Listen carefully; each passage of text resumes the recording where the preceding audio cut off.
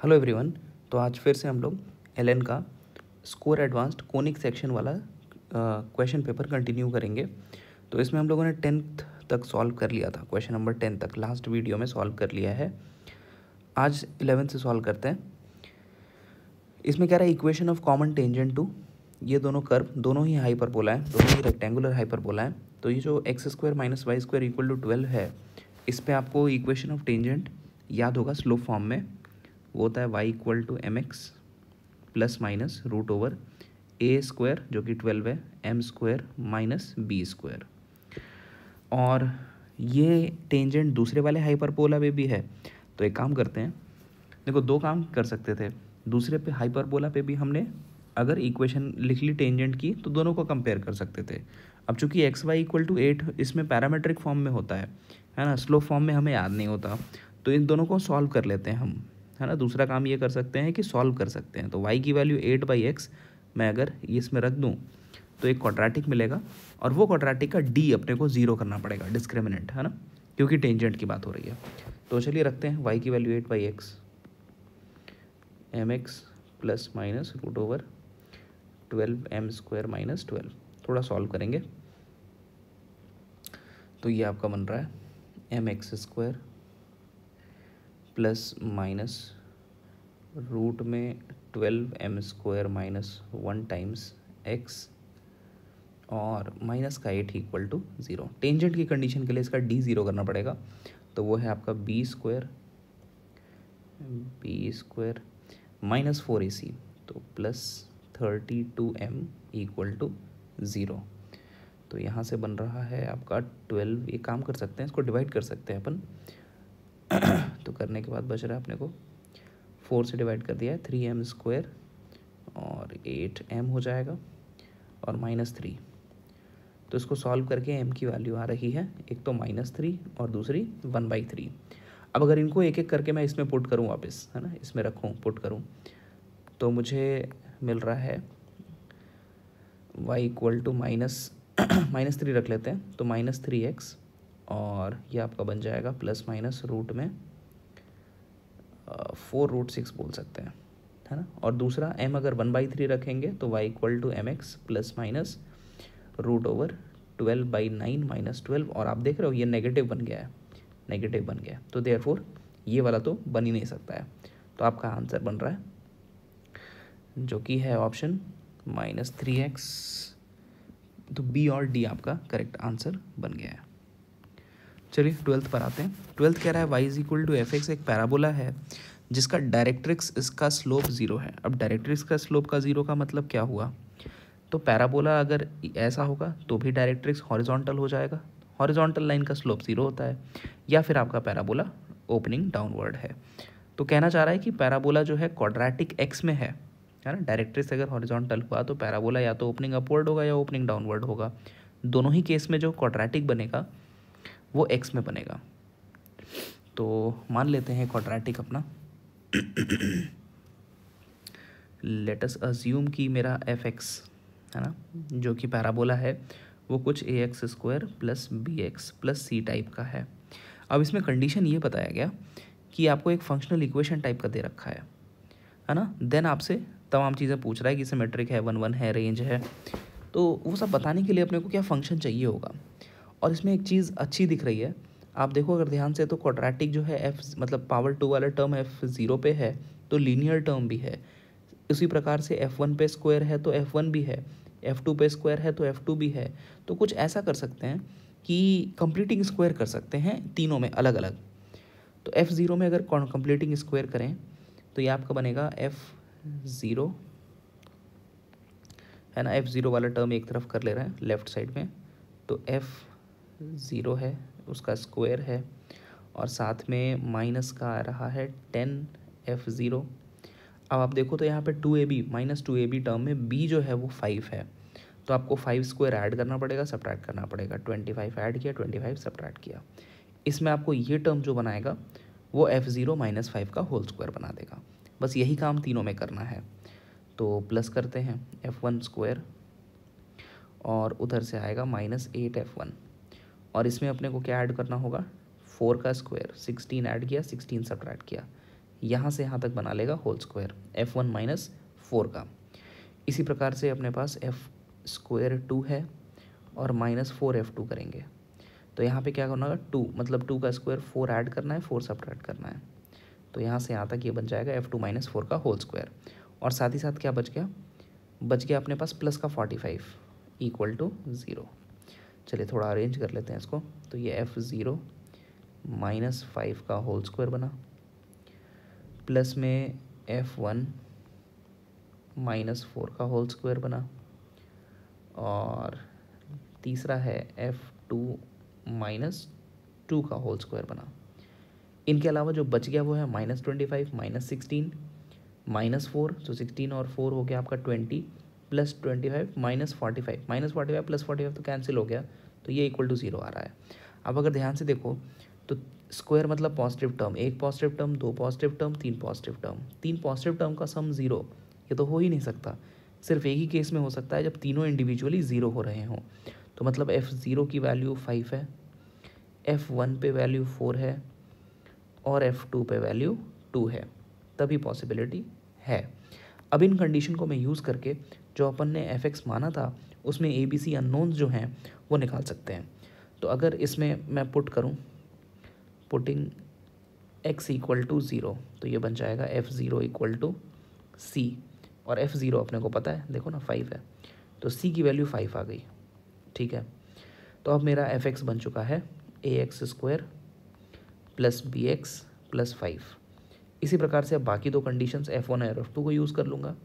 तो putting x equal to 1, f(1) जो कि 4 है बन जाएगा a प्लस b प्लस 5, ये एक इक्वेशन। और दूसरा इक्वेशन 2 पुट कर लेता हूँ, तो f(2) जो कि 2 है वो बन जाएगा 4a प्लस 2b प्लस 5, ये दूसरा इक्वेशन है।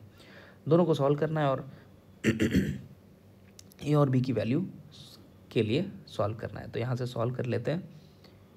a मेरे ख्याल से -1/2 सेटिस्फाई करेगा और b भी -1/2 सेटिस्फाई करेगा। तो फाइनली fx अपने को बन गया है -x² माइनस x/2 प्लस 5, ये अपना पैराबोला है। अब इस पैराबोला के बारे में पूछा क्या गया है। पहला ऑप्शन में पूछ रहा है y is equal to fx is symmetric about x equal to -1/2। तो सिमेट्रिक तो कैसे होता है, जैसे कि अगर ये पैराबोला है तो ये इस लाइन के अबाउट सिमेट्रिक होगा, और ये जो पॉइंट होता है ये वर्टेक्स का x कोऑर्डिनेट क्या होता है -b/2a, तो निकाल लो ना यहाँ पे -b/2a। तो -b/2a की वैल्यू आ जाएगी -b/2 टाइम्स a, ये a है, तो क्या मिल रहा है -1/2 मिल रहा है। तो डेफिनेटली ये सिमेट्रिक किसके अबाउट होगा, x इक्वल टू -1/2 के अबाउट सिमेट्रिक होगा, और यही बात ऑप्शन ए में लिख रखा है जो कि सही है। बी ऑप्शन में कह रहा है fx नेगेटिव होगा फॉर ऑल रियल। ये तो तभी हो सकता है जब a पॉजिटिव डी नेगेटिव हो या a नेगेटिव डी नेगेटिव हो। तो यहाँ पे a नेगेटिव है, a नेगेटिव के साथ अपने को क्या चाहिए होगा, d नेगेटिव चाहिए होगा, तब ये पूरा fx नेगेटिव हो सकता है। तो डिस्क्रिमिनेंट निकाल लो ना भाई, b² और -4ac प्लस 4ac।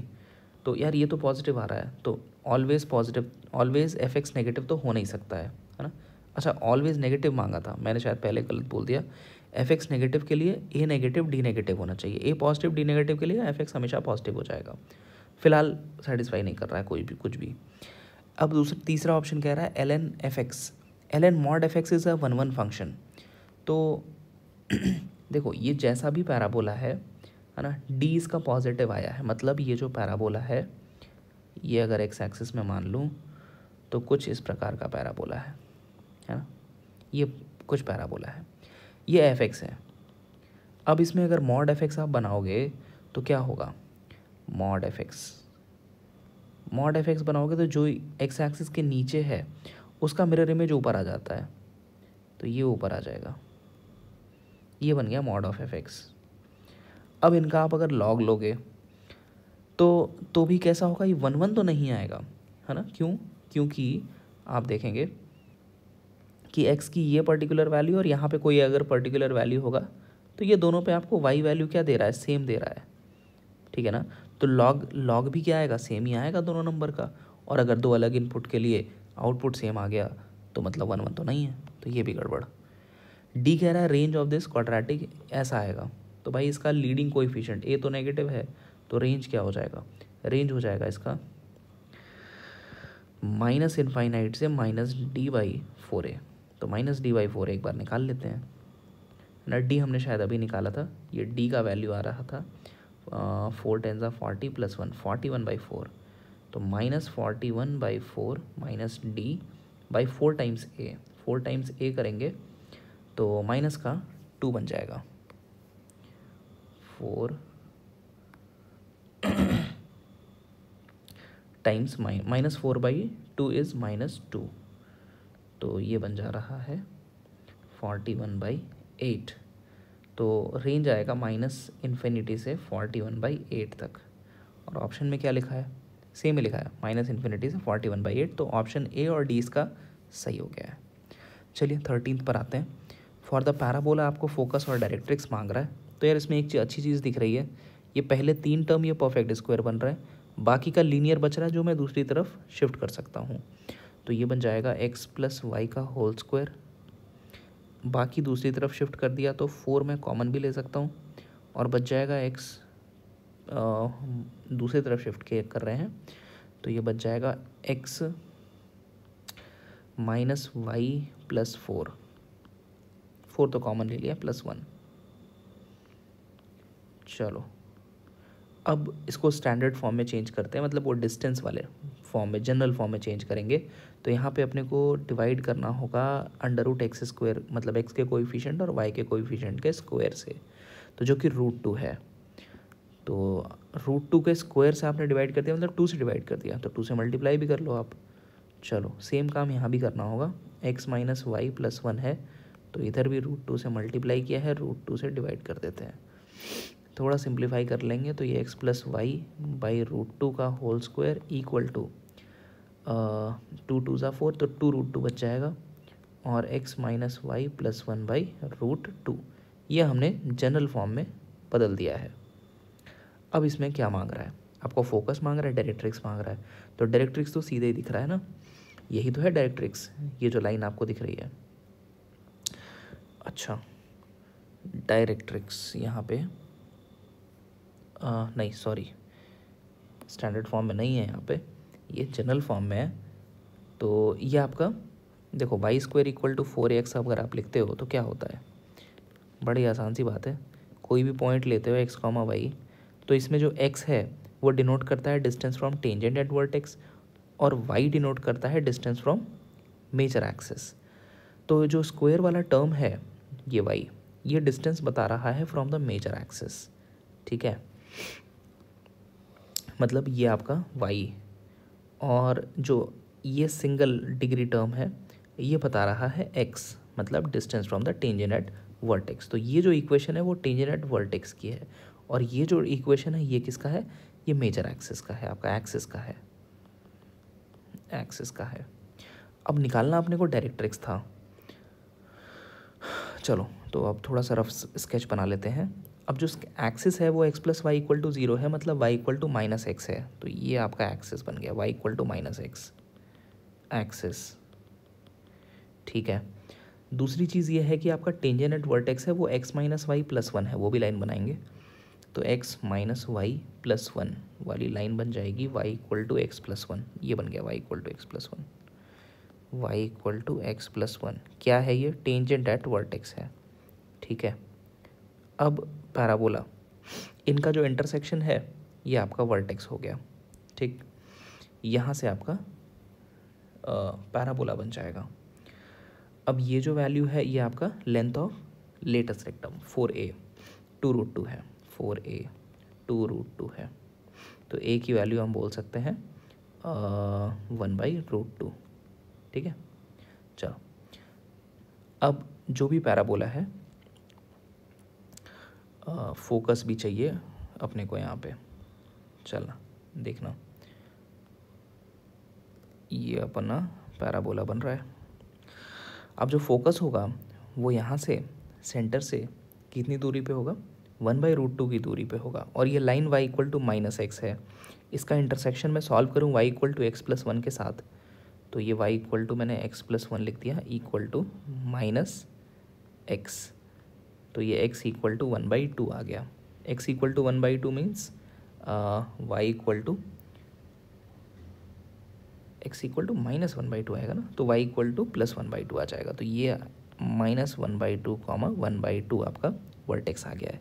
अब इसकी दूरी अगर आप ओरिजिन से निकालोगे ना तो कितना आ रहा है, 1/4 + 1/4 होल अंडर रूट, ये आपका 1/√2 के बराबर है। तो ये जो डिस्टेंस हुआ ये a के बराबर हुआ, और आपको पता है सेंटर से फोकस का जो दूरी होता है वो a ही होता है। तो यही फोकस है आपका 0,0, तो फोकस तो आ गया भाई a 0,0। अब जो डायरेक्ट्रिक्स होगा वो कहाँ पे होगा, जो डायरेक्ट्रिक्स है वो a दूरी पर ही होगा from the vertex on the other side, ये a दूरी है जो कि 1/√2 है। तो ये आपका लाइन बन जाएगा डायरेक्ट्रिक्स। ठीक है, अब मुझे एक चीज़ अच्छी दिख रही है कि आप दोनों ऑप्शन में जो डायरेक्ट्रिक्स की इक्वेशन है ना वो x-y तो ठीक है, यहाँ पे +2 दिया है, यहाँ -2 दिया है। आप बताओ अगर ओरिजिन के ऊपर ये वाली लाइन बना रहे हो तो इसमें y इंटरसेप्ट पॉजिटिव आएगा कि नेगेटिव आएगा, सोच के देखो। मुझे लगता है y इंटरसेप्ट तो पॉजिटिव ही आना चाहिए। और यहाँ पे अगर कोई लाइन बनता जो कि डायरेक्ट्रिक्स नहीं हो सकता इस पैराबोला के लिए, इसका y इंटरसेप्ट नेगेटिव होगा। तो फिलहाल अपने जो ऑप्शन में आप देखेंगे तो यहाँ पे y इंटरसेप्ट पॉजिटिव है, ये आपका y इंटरसेप्ट पॉजिटिव है जो कि पॉसिबिलिटी बन सकता है, और यहाँ पे y इंटरसेप्ट नेगेटिव है जो कि हो ही नहीं सकता। तो यार एक ही ऑप्शन बच रहा है C, लेकिन अब ये है कि मल्टीपल करेक्ट है तो चेक तो करना पड़ेगा। चलो चेक कर लेते हैं। तो इस लाइन के parallel y equal to x+1 के पैरेलल लिखना है, तो y इक्वल टू x+k हो जाएगा, और इसकी दूरी जो है इस वर्टेक्स से a है, या फिर आप ओरिजिन से कह लो, वो ज़्यादा आसान पड़ रहा है। ओरिजिन से दूरी 2a है ऐसा, तो इसका ओरिजिन से दूरी निकालेंगे तो k/√2 मॉड में, और ये आ जाएगा 2a। a का वैल्यू था 1/√2, तो 2a का वैल्यू हो जाएगा √2।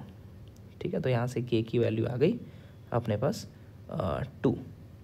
प्लस वाला लेंगे क्योंकि अपन को ऊपर चाहिए, +-2 आ रहा है वैसे तो +2 हम कंसिडर कर लेंगे। तो यही आंसर आ रहा है, बिल्कुल सही है। चलिए आगे बढ़ते हैं 14th पे। तो 14th कह रहा है one of the foci of the ellipse is 2,3 whose eccentricity is 1/3 and point of intersection of its major axis with the corresponding directrix दे रखा है। तो आपसे पूछ रहा है vertices of the ellipse, major axis, minor axis, latus rectum. तो ellipse analyse करना है, चलो देख लेते हैं।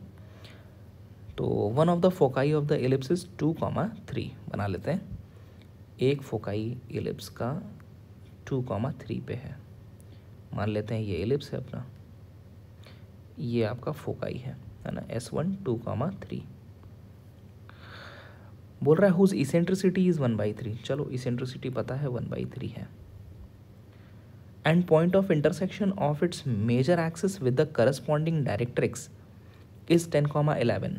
तो अगर डायरेक्ट्रिक्स मान लेते हैं इधर कहीं है, तो ये आपका 10,11 है ना, मेजर एक्सिस और डायरेक्ट्रिक्स का इंटरसेक्शन, फुट ऑफ डायरेक्ट्रिक्स भी कह सकते हैं।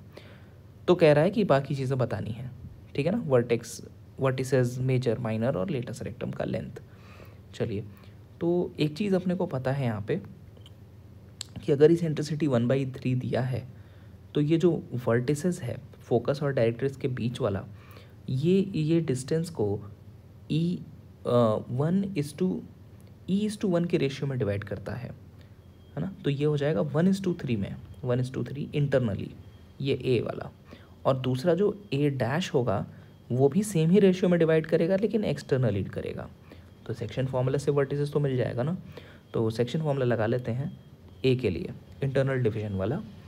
तो ये आपका आ जाएगा 3 2 6 + 10, 16/3 + 1 4, कॉमा, एंड यहाँ पे आ जाएगा 3 3 9, 9 + 11, तो 20/4 है ना। वर्टेक्स A वाला वर्टेक्स आ गया है, तो 4,5, और A' जो होगा वो सेम बस एक्सटर्नल डिवीजन में होगा।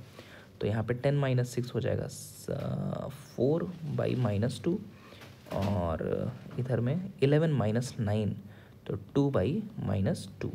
तो ए डैश के वर्टिसेस आ गए हैं -2, -1। तो ऑप्शन एक बार चेक कर लेते हैं। एक वर्टेक्स वाला ऑप्शन था, -2, -1 और 4, 5, बिल्कुल सही है पहला वाला। चलो दूसरा मेजर माइनर एक्सिस की बात पूछ रहा है। तो मेजर एक्सिस तो अपना यही ए और ए डैश के बीच की दूरी ही मेजर एक्सिस हो जाएगी। ए डैश ही अपना मेजर एक्सिस बन जाएगा, लेंथ ऑफ मेजर एक्सिस। तो दूरी निकाल लेते हैं। 4 + 2 36 और 5 + 1 6, वो भी 36।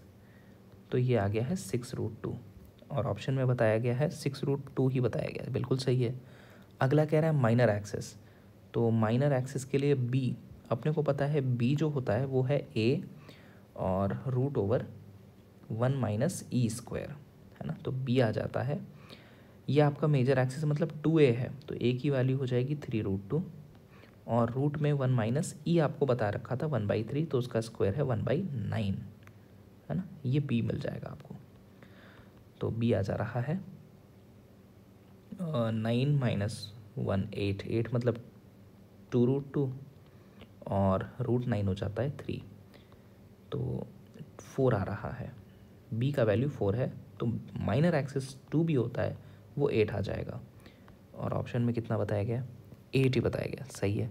अगला कह रहा है लेटस रेक्टम। तो लेटस रेक्टम तो सिंपल है, 2b² होता है latus rectum. Length of latus rectum is 2b²a।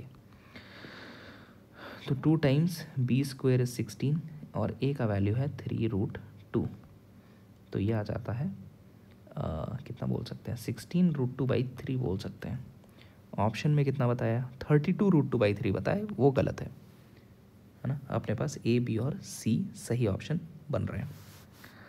चलिए नेक्स्ट 15 पर आते हैं। 15 में कह रहा है कि late N incident ray L1 gets reflected at a point A on the hyperbola. Hyperbola के इस पॉइंट ए से कोई इंसिडेंट रे रिफ्लेक्ट हो गया एंड पासेस थ्रू फोकस 2, 0। तो इंसिडेंट रे की इक्वेशन मांग रहा है, रिफ्लेक्टेड रे की इक्वेशन, इसेंट्रिसिटी और लेंथ ऑफ लेटस रेक्टम। चलो समझते हैं। तो यहाँ पे जो हाइपरबोला की प्रॉपर्टी होती है वो क्या होती है? प्रॉपर्टी ये होती है कि अगर ये आपके दो फोकाई हैं S1 S2 और कोई भी इंसिडेंट रे अगर आ रहा है टुवर्ड्स द फोकस, है ना, अगर ये फोकस की तरफ जाने वाला था तो आफ्टर रिफ्लेक्शन ये किधर को जाएगा? टुवर्ड्स अनदर फोकस जाएगा। बस यही प्रॉपर्टी यूज़ करना होगा। देख लेते हैं एक बार। तो हाइपरबोला दे रखा है, बना लेते हैं थोड़ा सा फिगर। इसमें आपको एक बात बता रखी थी कि फोकस है S2, 0 और कह रहा है इंसिडेंट रे आ रहा है और रिफ्लेक्ट हो गया है -2, 3 से। तो -2, 3 तो ये सेकंड क्वाड्रेंट में होगा कहीं पे, -2, 3। ठीक है। Late N incident ray L1 gets reflected at point A on the hyperbola and passes through focus. तो रिफ्लेक्ट होने के बाद ये इधर फोकस से पास हो गया है ना, ऐसा फोकस से पास हो गया है। तो इंसिडेंट रे कैसा होगा? इंसिडेंट रे कुछ इस प्रकार से होगा कि वो दूसरे फोकस की तरफ आ रहा होगा, मतलब इंसिडेंट रे कुछ ऐसा रहा होगा। पहले दूसरा फोकस देख लेते हैं। अगर एस मेरा 2, 0 है और इसका सेंटर 0, 0 है तो जो S2 होगा वो -2, 0 ही होना चाहिए। तो अब जो दूसरा रे है, एक तो ये इस पॉइंट ऑफ कांटेक्ट पे आएगा और इस प्रकार से आएगा कि वो अपॉन एक्सटेंशन वो S2 पे जाना चाहिए। तो ये वर्टिकल ही होना चाहिए, है ना, इस तरह से, तभी तो ये S2 पे आएगा। ओके, तो बात समझ में आ गया। ये अपना L1 है और ये आपका रिफ्लेक्टेड रे है ना, ये रिफ्लेक्टेड रे हो गया। अब बात कर लेते हैं इक्वेशन की। तो रिफ्लेक्टेड रे तो आसान हो गया अपने का। पॉइंट -2, 3 नाम दे देते हैं ए। ये ए और S1 को ज्वाइन करने वाला लाइन ही आपका रिफ्लेक्टेड रे है। तो रिफ्लेक्टेड रे इज AS1। बड़े आराम से 2 पॉइंट फॉर्म से इसकी इक्वेशन लिख लेते हैं। तो बन जाएगा y - 3 = -3/4 × x + 2, है ना। तो इक्वेशन बन गया 3x + 4y और कांस्टेंट कितना हो गया भाई? 6 आ जाएगा। ठीक है, 3x + 4y = 6 बन रहा है। ये अपना रिफ्लेक्टेड रे बन रहा है। और ऑप्शन बी में यही बताया गया, तो बिल्कुल सही बताया गया है। अच्छा, अब इंसिडेंट रे की बात करें तो ये L1 इंसिडेंट रे जो है ये वर्टिकल आएगा और x इक्वल टू -2 इसका इक्वेशन हो जाएगा, तो वही यहाँ बताया गया ऑप्शन ए में, ये भी बिल्कुल सही बताया गया है। अगली बात करते हैं। अब जो पॉइंट ए है -2, 3 ये हाइपरबोला पे ही लाई कर रहा है, तो हाइपरबोला की जो इक्वेशन है उसको सेटिस्फाई कर जाएगा, सेटिस्फाई करवा देते हैं। तो -2, 3 हाइपरबोला की इक्वेशन में रख रहा हूँ, तो 4/a² -9/b² इक्वल टू 1, ये एक इक्वेशन बन रहा है। अच्छा, दूसरी बात ये है कि दोनों फोकस के बीच की दूरी अपने को पता है ना। यहाँ पे S1 S2 के बीच का डिस्टेंस है 4 और ये डिस्टेंस होता है 2AE के बराबर, 2AE के बराबर होता है, वो है 4। ठीक है, तो यहाँ से AE का वैल्यू 2 मिल गया। चलो, ये भी एक इक्वेशन मिल गया, तो इसको यूज़ कर लेते हैं अपने फर्स्ट इक्वेशन में। तो पहला इक्वेशन मेरा बन जाएगा 4/a² इक्वल टू 9/b² को लिखा जा सकता है माइनस, यहाँ माइनस है, b² को लिखा जा सकता है a² और 1 माइनस e² -1 इक्वल टू 1 है। ठीक है, तो ये 4/a² और ये 9 अंदर मल्टीप्लाई करें तो a² e² जो कि 4 हो गया और माइनस में a², यहाँ से मिल जाएगा अपने को वैल्यू ऑफ a। थोड़ा सॉल्व कर लेते हैं, तो ये 416 -4a² और -9, तो 13 और उधर जाके क्रॉस मल्टीप्लाई करेंगे तो 4a² -a⁴। मेरे ख्याल से यहाँ पे 4 नहीं, एक अगर 1 कर लें तो 4 3, हाँ 1, a इक्वल टू 1 एक सेटिस्फाई कर रहा है ना। तो a अगर 1 हो गया तो यहाँ से e की वैल्यू आपको दिख जाएगी, e इज़ इक्वल टू 2, है ना। a और e आ गया, तो एक ऑप्शन इसेंट्रिसिटी वाला भी था, 2 आ रहा है अपना, सही है। और फोर्थ ऑप्शन में कह रहा है लेंथ ऑफ लेटस रेक्टम 6 आना चाहिए, तो लेंथ ऑफ लेटस रेक्टम भी निकाल लेते हैं। लेंथ ऑफ लेटस रेक्टम, तो या तो आप b निकाल लो या फिर a और e के टर्म्स में अगर याद हो तो वो भी फॉर्मूला लगा सकते हैं, जो कि होता है 2a² -1, या फिर आपके पास a और e आ चुका है तो b भी निकाल सकते हो, b is equal to b² is equal to a² e² -1 से, और फिर आप 2b² ये भी लगा सकते हो।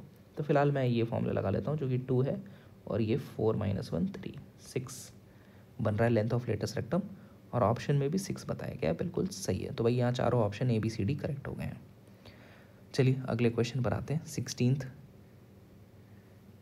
में आपसे कह रहा है कि कंसिडर 4 पॉइंट्स, यहाँ पे 4 पॉइंट्स है अपने पास, एक बार plus plus minus minus plus minus minus plus.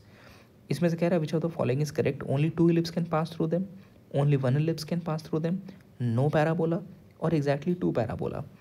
तो ये पॉइंट आप अगर देखो ध्यान से, कैसे पॉइंट्स हैं ये, इनको मैं अगर ऐसा बोलूँ कि x है अपने पास, x² है, स्क्वायर कर लेता हूँ, तो a² b² by a² plus b²। एक काम कर लेते हैं, a² b² में से एक को x² के पास उतार लेते हैं, तो मान लो a² अगर उतार लिया तो इधर बचा b² by a² plus b²। इसको साइड करो, सेम काम y के साथ करते हैं, तो y² है अपने पास a² b² by a² plus b², है ना। और इसमें भी एक को नीचे उतार लेते हैं, मानो b² को नीचे उतार लिया तो ये बन जाएगा a² by a² plus b²। अब इन दोनों को अगर मैं ऐड करूं तो ये बन रहा है x² by a² plus y² by b² equal to में 1 आ जाएगा ना, a² plus b² by a² plus b²। तो ये तो इक्वेशन किसकी हो गई, इलिप्स की हो गई। अच्छा, अगर ये काम जो मैंने किया है इसको उल्टा करूं, मतलब इसके जगह यहाँ पे मैं x² बाई b² अगर कर लूँ तो ये a² by a² plus b² बनेगा, और यहाँ पे भी मैं अगर उल्टा काम कर लूँ तो y² by a² is equal to b² by a² plus b² बनेगा। और इन दोनों को वापस मैं ऐड करूँ तो ये x² by b² plus y² by a² equal to 1, और ये भी अपने आप में क्या है, एक एलिप्स है। तो दोनों केस में ये एलिप्स बन रहा है। कहने का मतलब ये हुआ कि अगर आप एक ये ए और बी वाला एलिप्स बनाओगे तो ये बनेगा, है ना, और बी और ए वाला एलिप्स बनाओगे तो कुछ इस प्रकार का बन जाएगा। ठीक है, अब इसमें हो क्या रहा है, इसमें हो ये रहा है कि जो 4 पॉइंट्स थे आपको बताए गए थे वो एक्चुअली ये हैं वो 4 पॉइंट्स जो कि इन दोनों ही इलिप्स पे लाई कर रहे हैं, दोनों ही इक्वेशन को सेटिस्फाई कर रहे हैं। तो अब बोल रहा था कि 4 पॉइंट्स कहाँ लाई कर रहे हैं, तो only 2 ellipse can pass through them, only 1 ellipse. देखो पैराबोला वाली तो कोई बात ही नहीं हो सकती है, क्योंकि इन 4 पॉइंट से पास होने वाला कोई एक पैराबोला नहीं बन पाएगा, है ना। तो पैराबोला तो नहीं हो सकता। यहाँ पे कह रहा है 2 पैराबोला बनेगा, तो 2 पैराबोला भी नहीं बन रहा है। इलिप्स की इक्वेशन साफ साफ मिली है, ठीक है, इलिप्स पैराबोला का तो ऑप्शन ही खत्म है। अब कह रहा है ओनली 1 इलिप्स, तो 1 इलिप्स नहीं है भाई, 2 इलिप्स हमने अभी बनाए हैं, तो नहीं 2 इलिप्स मतलब पहला ऑप्शन, बी नहीं ए, तो ऑप्शन ए सही है, बी नहीं सही है। ठीक है, चलो ऑप्शन सी में क्या कह रहा था, no parabola can pass through them. हाँ ये भी बात सही है, मुझे लगा कह रहा है कि 1 पैराबोला, तो सी भी सही है भाई, no parabola can pass through them. तो ए एंड सी ऑप्शन यहाँ पे बराबर बैठ रहे हैं। चलिए अगले क्वेश्चन पर आते हैं। अगला भाई पैराग्राफ है। पैराग्राफ में बता रहा है कि minimum value of F x, इस एफ एक्स का मिनिमम वैल्यू 1 बताया गया है जहाँ पर ए 2 से बड़ा है। ओके, तो कह रहा है कंसिडर करो ये एक ellipse, tangents are drawn from the point 1,2 to the ellipse. तो इसेंट्रिसिटी पूछा गया है। एक काम करते हैं, पहले तो ए की वैल्यू निकाल लेते हैं, क्योंकि वो ए निकलेगा तो ये इलिप्स आएगा, तो मैं इसेंट्रिसिटी बता पाऊंगा। अब ये जो एफ एक्स है ये बता दिया गया है साफ साफ कैसा है, 2 से बड़ा है। 2 से बड़ा है का मतलब ये हुआ कि अगर मैं नंबर लाइन पे इनके पॉइंट्स को प्लॉट करूं तो वो कुछ इस प्रकार का आ रहा है, एक तो 2 है और एक 2 से बड़ा जो कि ए है। अब इसमें कह रहा है कि 2 से अगर मैं छोटा लूँ, देखो 2 से छोटा लोगे अगर आप, तो x का वैल्यू 2 से छोटा लोगे तो ये भी नेगेटिव में खुलेगा, ये भी नेगेटिव में खुलेगा, मतलब x और x दोनों का कोएफिशिएंट कैसा आएगा, माइनस का आएगा। तो ये लाइन कुछ इस प्रकार की आ जाएगी, नेगेटिव x, है ना, ऑब्ट्यूज एंगल बनाते हुए पॉजिटिव x एक्सिस के साथ। 2 और a के बीच में कोई वैल्यू लोगे तो एक x पॉजिटिव एक x नेगेटिव, कौन सा पॉजिटिव, देखो 2 और a के बीच में ले रहे हैं, 2 से बड़ा ले रहे हैं, तो ये वाला तो पॉजिटिव हो जाएगा, और पहले वाला नेगेटिव है। तो यहाँ पे 2x और -x, यहाँ पे +x आएगा, x का कोएफिशिएंट पॉजिटिव आएगा, तो मतलब लाइन एक्यूट एंगल बनाएगी पॉजिटिव x एक्सिस के साथ। और a से बड़ा लोगे तो ये भी पॉजिटिव है, ये भी पॉजिटिव है, तो ये पहले वाले से ज़्यादा x का कोएफिशिएंट आ जाएगा, मतलब पॉजिटिव तो अभी भी है बट इसका स्लोप ज़्यादा आएगा, मतलब कुछ इस प्रकार से लाइन आ जाएगा। तो ग्राफ कुछ इस प्रकार से बनने वाला है। तो इसको बना क्यों रहे हैं, बना इसलिए रहे हैं क्योंकि सवाल में बोला है कि फंक्शन का जो मिनिमम वैल्यू है वो 1 है। तो मिनिमम वैल्यू आपको दिख रहा है कहाँ पर आएगा, मिनिमम वैल्यू एट 2 ही आएगा। ओके, तो एफ मिनिमा एग्जिस्ट करेगा एट 2। अब आप 2 रख लो, 1 के बराबर कर लो, तो 2 रख रहे हैं, एफ ऑफ 2 इज़ 2 माइनस ए और प्लस ये तो 0 हो गया, और ये मिनिमम वैल्यू 1 बता दी गई थी, तो यहाँ से ए की value 2 minus a is equal to +-1, तो ए की वैल्यू आ गई है 2 + 1 3 और 2 - 1 1। लेकिन बोला गया है 8 तो 2 से बड़ा ही है, तो 1 नहीं माना जाएगा, 3 ही ले एक्सेप्ट होगा। चलो, तो ए की वैल्यू तो आ गई 3, तो अब ये आपका इलिप्स आ जाएगा, है ना, x² / 9 + y² / 4 = 1। यहाँ से 17th क्वेश्चन में आपसे इसेंट्रिसिटी बोला है, तो इसेंट्रिसिटी इज़ 1 - 4/9, तो √5/3 आ जाएगा, जो कि ऑप्शन बी है, सही है। चलिए आगे आपसे 18th क्वेश्चन में क्या कह रहा है। 18 में कह रहा है the point of tangency of tangents from P is point Q where eccentric angle is theta. तो कह रही ये रहा है कि इस एलिप्स पे ये जो पॉइंट P सवाल में दिया है 1,2, यहाँ से टेंजेंट बनाया गया, तो टेंजेंट जहाँ पे एलिप्स को मिला वो पॉइंट Q है और उसका इसेंट्रिक एंगल थीटा है। तो आपसे ये सारी चीज़ें पूछ रहा है, बिल्कुल ही आसान सवाल है। आप कोई भी एक पॉइंट अज्यूम कर लो पैरामेट्रिक फॉर्म में इस एलिप्स पे, ये एलिप्स हमने साफ साफ अभी निकाला है। इस पे हम पैरामेट्रिक फॉर्म में क्या पॉइंट अज्यूम कर सकते हैं, इसको अज्यूम कर सकते हैं 3 सीकेंड थीटा, है ना, कॉमा 2 टैन थीटा। इस पॉइंट पे आप टेंजेंट लिख लो तो वो बन जाएगा एक्स, इलिप्स है ना, हाइपरबोला का लिख दिया, तो 3 cos theta, 3 cos theta comma 2 sine theta, अभी सही है। हाँ, टेंजेंट लिख लेते हैं तो ये आ जाएगा एक्स कॉस थीटा बाई 3 और plus y sine theta by 2 equal to 1। अब बस काम इतना रह गया है कि जो पॉइंट पी है 1,2 वो इसमें सेटिस्फाई करा लेंगे और सेटिस्फाई करते ही आपको साइन सीकेंड टैन जो भी है मिल जाएगा बड़े आसानी से। चलो वो आप आराम से कर लेना सॉल्व। हम अब आगे बढ़ते हैं क्वेश्चन नंबर 19 पे। अब इसमें आपको एक फिर से पैराग्राफ है, कह रहा है 3 कर्व्स दिए गए हैं, C1 आप ध्यान से देखेंगे तो एक रेक्टेंगुलर हाइपरबोला है, लेकिन एक कंडीशन बताई गई है, कह रहा है एक्स नेगेटिव है। चलो बनाते हैं। तो ये वाला रेक्टेंगुलर हाइपरबोला एक्स नेगेटिव के लिए बनाना है, मतलब ये वाला ही ब्रांच बनेगा, राइट वाला ब्रांच नहीं बनाऊंगा क्योंकि वो तो एक्स पॉजिटिव के लिए होता है। ये C1 है। दूसरा आपसे C2 कह रहा है एक्स वाई इक्वल टू 1 जिसमें वाई पॉजिटिव लेना है, तो एक्स वाई इक्वल टू 1 तो एक तो ये ब्रांच बनेगा, इसमें वाई पॉजिटिव आ रहा है, और जो दूसरा मैं ब्रांच ये बनाऊंगा इसमें तो वाई नेगेटिव है, तो ये तो मुझे बनाना ही नहीं चाहिए, हटा देता हूँ। ये आपका कर्व 2 है। कर्व 3 कह रहा है क्या कह रहा है curve 3, ellipse whose one focus is also the focus of C2। भाई C2 का फोकस निकाल लो, तो C2 x Y equal to 1 ये तो स्टैंडर्ड कर्व है अपना। इसका फोकस क्या होता है, फोकस इसका होता है √2 कॉमा √2, √2 कॉमा √2, ये फोकस है।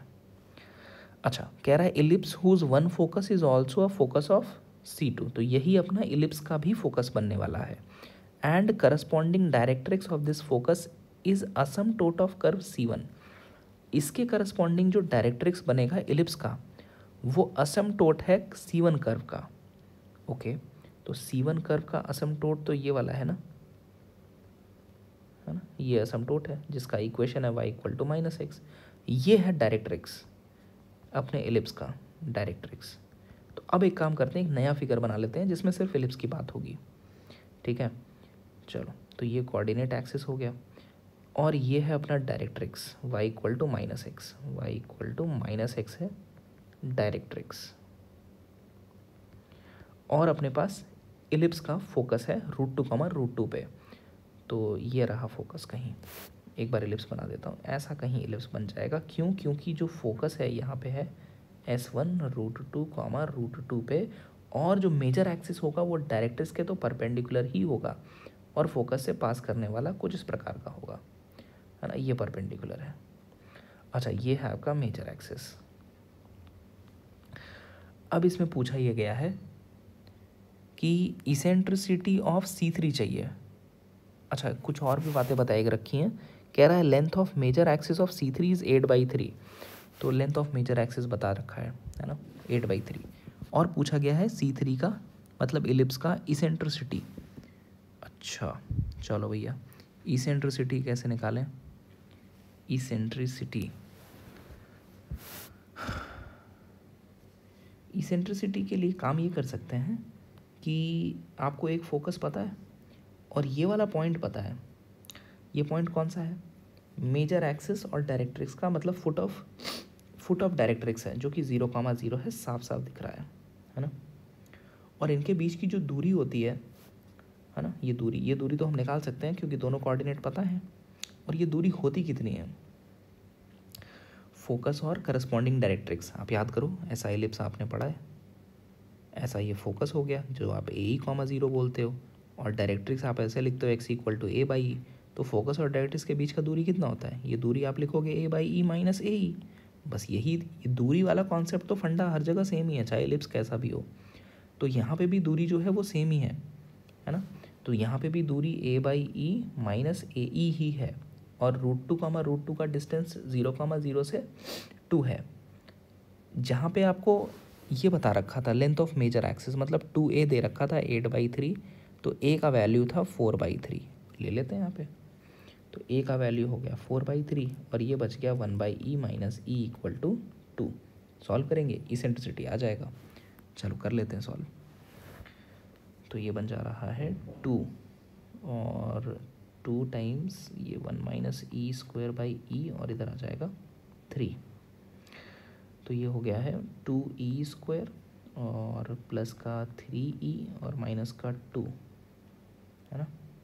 तो यहाँ से 2e square plus 4e minus e minus 2, तो e plus 2 minus e plus 2। एक इसेंट्रिसिटी की वैल्यू आ जाएगी 1/2 और एक इसेंट्रिसिटी आ जाएगा -2। भाई इसेंट्रिसिटी नेगेटिव तो हो ही नहीं सकता है, तो e आ गया 1/2 अपना। Eccentricity is 1/2। डी ऑप्शन आपका सही बैठ रहा है। चलिए 20th पे आते हैं। 20th में कह रहा है कि ए एक पॉइंट है -1/2 -2 and B C is double ordinate of curve C2। Curve C2 ये था, है ना, xy = 1 वाला। तो कह रहा है बी सी कोई डबल ऑर्डिनेट है C2 कर्व का। तो लोकस बताना है ortho centre of triangle ABC का क्या आएगा, फिक्स पॉइंट आएगा, पैराबोला आएगा, एलिप्स आएगा, हाइपरबोला। निकालते हैं भाई। ए पॉइंट तो दे रखा था, चलो ऑर्थो सेंटर बताना है। मान लेते हैं भाई ये ट्राइंगल है ABC अपने पास ट्राइंगल है जिसमें पॉइंट ए बता रखा है -1/2 -2, और कह रहा है कि जो BC है अपने पास, लाइन BC है, वो डबल ऑर्डिनेट है कर्व C2 का। अब यार डबल ऑर्डिनेट कर्व C2 का मतलब क्या, देखो ये कर्व C2 यहाँ बना रखे हैं हम लोगों ने, इस पर डबल ऑर्डिनेट का मतलब ये है कि एक perpendicular to the major axis, कोई भी कॉर्ड जो परपेंडिकुलर हो मेजर एक्सिस के। तो इसके जो एंड पॉइंट्स होंगे, अब पैरामीट्रिक पॉइंट इस पे कैसे मानते हैं, CT, C/T मानते हैं, है ना। और C की वैल्यू यहाँ तो 1 है, तो C² 1 है, C का वैल्यू 1 है, तो T, 1/T मान लेंगे। तो जो दूसरा एंड पॉइंट होगा कॉर्ड का, वो तो सिमेट्रिक होगा अबाउट दिस लाइन। और ये लाइन कौन सी लाइन है, ये तो y = x वाली लाइन है। तो y = x पर रिफ्लेक्शन कैसा आता है, x और y इंटरचेंज हो जाता है, तो दूसरा वाला कोऑर्डिनेट 1/t, t हो जाएगा। अच्छा, तो बी सी में से एक पॉइंट T 1/t है और दूसरा 1/t, t है, मान लेते हैं, है ना, T, 1/t, और दूसरा इसका रिफ्लेक्शन जो कि 1/t, t है।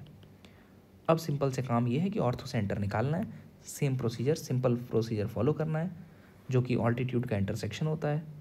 तो एक तो गिरा लेते हैं यहाँ से A से ऑल्टीट्यूड, और एक कहीं और से गिरा लो, मान लो यहाँ से गिरा लिया, तो इनका इंटरसेक्शन आपको ऑर्थो सेंटर H दे देगा। कुछ नाम रख लेते हैं, ABC, DEF रख लेते हैं। चलिए अब तो फटाफट इक्वेशन लिखना है CF और AD का, और उनका इंटरसेक्शन निकालना है। चलो AD पे ध्यान दे लेते हैं। तो AD का जो स्लोप है, पहली बात, वो परपेंडिकुलर है BC के। तो BC का स्लोप कितना बन रहा है यहाँ पे, MBC आ जाएगा -1। चलो लगे हाथ MAB भी निकाल लेते हैं। AB आ जाएगा तो AB आ जाएगा तो CF के भी काम आ जाएगा। तो AB का स्लोप कितना है, -2, या T+2 बोल देते हैं, T+2 डिवाइडेड बाई 1/t + 1/2। तो ये तो 2t आ गया, 2t। चलो अब MBC आ चुका है, तो यहाँ से मैं बोल सकता हूँ, MBC आ चुका है तो MAD बोल सकता हूँ, MAD 1 हो जाएगा। और यहाँ से मैं बोल सकता हूँ CF, है ना, वो कितना हो जाएगा, -1/2t। चलिए अब AD का इक्वेशन लिख लेते हैं। तो MAD हो जाएगा y - y1 = M, जो कि 1 है, x - x1। सिंप्लीफाई करेंगे तो AD की इक्वेशन बन रही है 2 टाइम्स x, AD की इक्वेशन 2x - 2y = 3 बन रहा है ना, 2x, हाँ करेक्ट है, ये AD का इक्वेशन है। इसी प्रकार से CF का इक्वेशन लिख लेते हैं। तो y - y1 = M और x - x1। सिंप्लीफाई करेंगे तो कितना बन जाएगा, x के साथ एक तो आ जाएगा 2 उधर कर चला गया, तो x + 2ty हो गया ये, और बचा हुआ कांस्टेंट कितना आ रहा है, एक तो प्लस का t है और उधर का प्लस का 2 है, T+2। ये इक्वेशन हो गया CF का। अब दोनों को सॉल्व करना है, x कॉमा वाई के लिए आंसर आ जाएगा। आप सिंपल सॉल्व कर लेना। तो सॉल्व करने के बाद ऑर्थो सेंटर आना चाहिए, 2 1/2 आना चाहिए। तो यहाँ पे ऑप्शन कौन सा बैठ रहा है, 2 1/2 तो एक फिक्स पॉइंट है, मतलब ऑप्शन ए सही है। पैराबोला एलिप्स हाइपरबोला जैसा कुछ मिला नहीं है, तो वही सही है। ठीक है भाई, तो आज के लिए इतने ही क्वेश्चंस रखते हैं। इस पर एक और शीट बची है और इसमें भी कुछ क्वेश्चन बचे हैं कॉनिक सेक्शन के, तो उसको हम लोग अगले वीडियो में डिस्कस करेंगे।